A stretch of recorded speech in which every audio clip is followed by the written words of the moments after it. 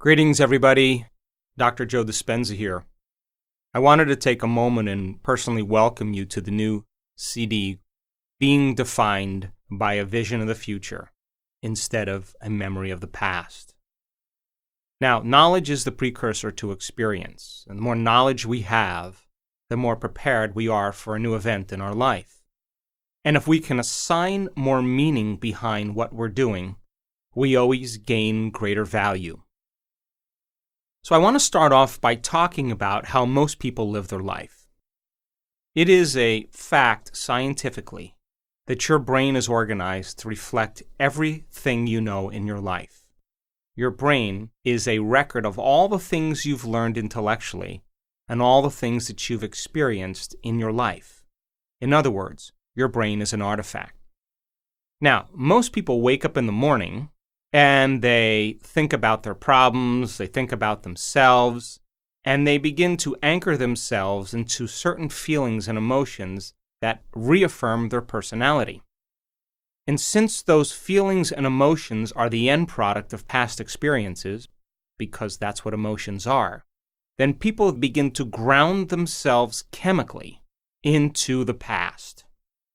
So then they think neurologically within the circuits of their brain that are connected to the past, and they feel emotionally and chemically within the boundaries of those past experiences. And so then most people's personality or their state of being is defined by the past.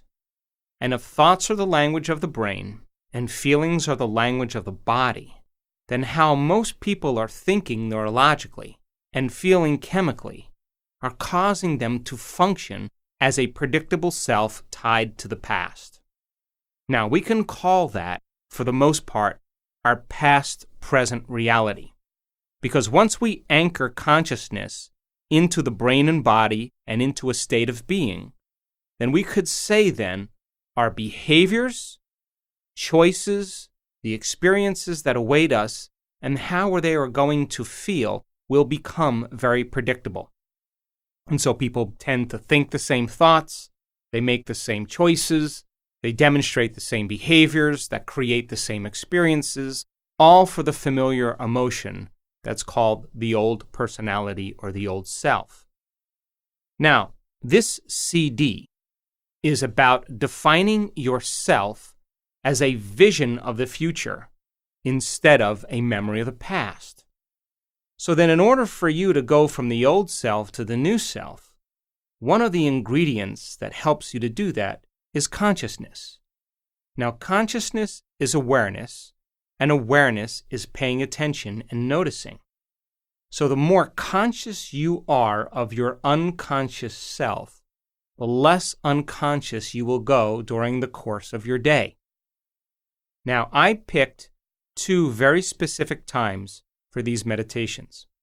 The first thing when you wake up in the morning, I'm going to ask you to do the morning meditation because your brain chemistry is changing from melatonin to serotonin.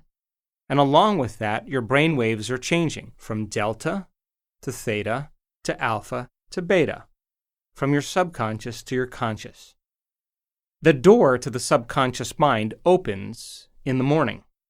So if you begin to think about a new reality for yourself, you begin to think about a new experience that you would like to have, if you begin to contemplate a new way of being, and you begin to take some time out of your busy life and think about some future experience that awaits you, the mere process of thinking and contemplation is the building process neurologically in your brain. And so we are going to ask you to think about a future reality that you may want to experience, some change in yourself that you would like to embrace, some type of event that awaits you in the quantum field. As you begin to think about and speculate a new future event, the frontal lobe turns on. That's the crowning achievement of the human being. It's the creative center. And as you begin to ask the what-if questions, the speculative questions, what would it be like? How would it be? What future awaits me? What do I want? As you ask those frontal lobe questions, because the frontal lobe is connected to all other parts of the brain. Like a great symphony leader, it begins to look out over the entire landscape of the brain, and it begins to select different networks of neurons that are connected to the things you've learned intellectually and the things that you've experienced as an event in your life. As the frontal lobe begins to call up all these different circuits, it begins to seamlessly piece them together to create a new level of mind. And as you begin to remind yourself of that future event, there'll come a moment when you'll get a vision or a symbol or a picture in your mind, and we would call that an intention.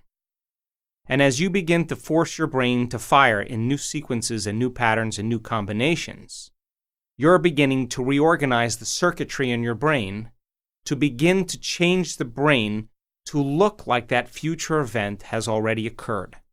Now, your brain is no longer a record of the past. Now, in fact, it is a map to the future.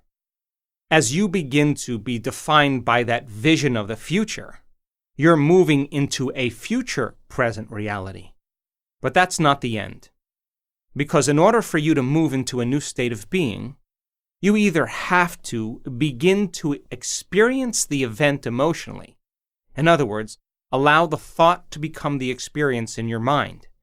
And if thought becomes the experience in your mind, the end product of that experience is called a feeling or an emotion.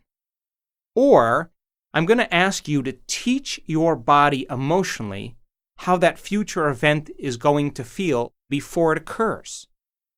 And as you begin to combine that clear intention with an elevated emotion of gratitude or joy or inspiration, of feeling unlimited, of feeling empowered, your body as the unconscious mind begins to believe and accept that it's living in that future reality in the present moment, and you're beginning to activate and signal new genes in new ways so that your body is now living in the future instead of the past.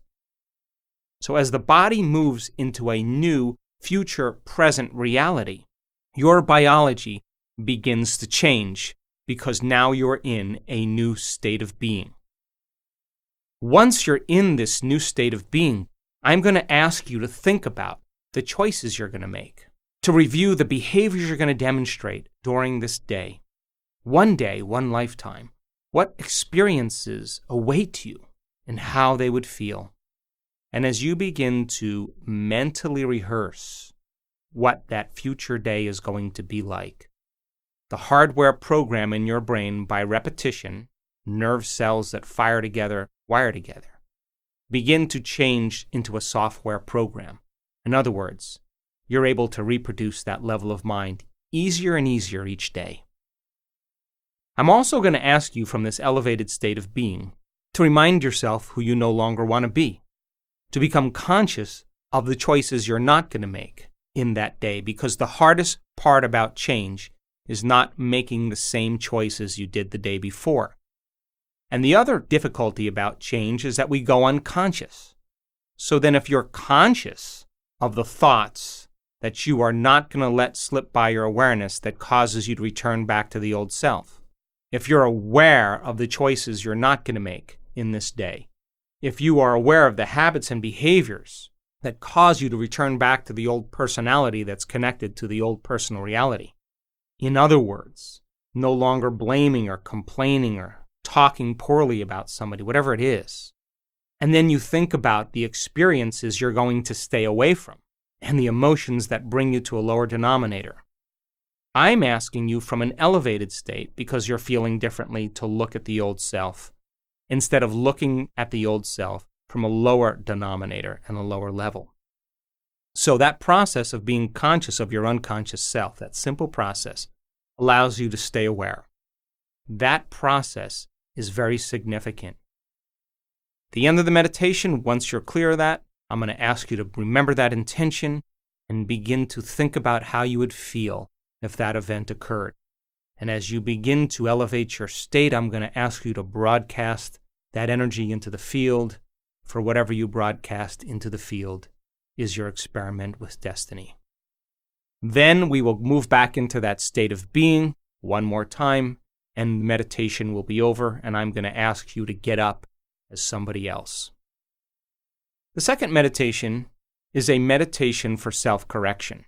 We will already be moving into different brain waves as nighttime comes along. Your analytical mind will slow down, your brain chemistry will change, your brain waves will change slowly from beta to alpha. And so this will be a simple meditation for you to review how you did during the day. Now, I want you to do this meditation just before you fall asleep at night. I want you to sit up in your bed or sit up next to your bed, and I want you to go through the meditation, and when you finish the meditation, it would be best if you could just lay down and fall asleep. That way, you're programming your autonomic nervous system and your subconscious mind even further into your future. And because your brain chemistry is changing, because your brain is changing in its circadian rhythm from daylight to nighttime, you'll already naturally be surrendering into this. And I'm going to ask you to review how you did. What choices did you make? When did you fall from grace? When did you go unconscious? How could you do something better if you had another opportunity? And then I'm going to ask you to put yourself back into that situation and rehearse a better way of being. What piece of knowledge could you use as a precursor to produce a better experience? What piece of knowledge could you apply in this event so that you can begin to change an outcome? And as you begin to rehearse a better way of being, you're beginning to activate and prime the brain further and refine it into the future instead of the past. This is how we self-correct. In other words, if you saw yourself giving a public lecture, and when you watched yourself doing it, you were touching your face or sticking your finger in your ear, if you observe that, I guarantee you the next time you spoke in public, you would refine your behaviors. So that process then of going from the old self to the new self and observing how we did then allows us to self-correct and begin to reorganize the mind into the future instead of the past. And then I'll ask you to think about how you would feel if you were able to accomplish it in a better way. Also, during this evening meditation, where you're observing how you did during the day, I want you to acknowledge yourself for the right choices you made, the better behaviors that you demonstrated, the new experiences that you created, the thoughts that you liked about yourself, and how you felt. And so take a moment during this meditation for you to celebrate the changes that you made. And that should begin to become the foundation of your future self. And then I'm going to ask you to surrender the whole process to a greater mind and allow your autonomic nervous system to begin to program your brain and body into a new destiny as you fall asleep.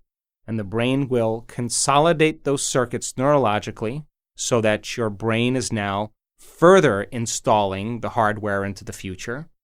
And the chemicals that are released that begin to epigenetically signal new genes in new ways then allows your body to be conditioned into a new biology.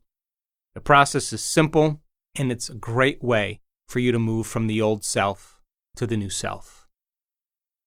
So I selected these times with the intention of you having the door open so you can begin to program your subconscious mind to work for you instead of against you. I hope you enjoy.